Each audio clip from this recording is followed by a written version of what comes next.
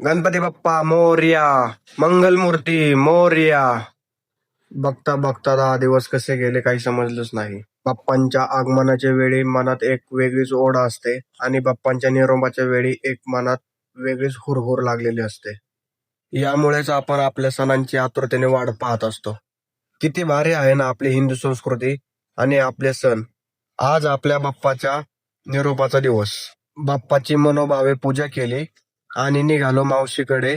मावशीच्या घरचा बाप्पा पाहिला. मावशीच्या घरचा बाप्पा अगदी मनमोहक होता आणि आरती करून मग परत घरी यायला निघालो तर वेगवेगळ्या मंडळांचे गणपती देखील निरोप घ्यायला तयार झाले होते. घरी येऊन सर्वांनी मिळून केली बाप्पाची आरती आणि आला तो भावनिक क्षण बाप्पांना निरोप देण्याचा. सर्वांचे बाप्पा घेऊन आम्ही निघालो विसर्जनाला. विसर्जनाच्या ठिकाणी पोहोचताच आम्ही परत एकदा बाप्पाची आरती केली. बाप्पांना निरोप देताना अंतःकरण अगदी जड झालं होतं. त्याच जड अंतःकरणाने बाप्पांचं विसर्जन केलं आणि मनात एक आशा धरून की बाप्पा पुढच्या वर्षी लवकर येतील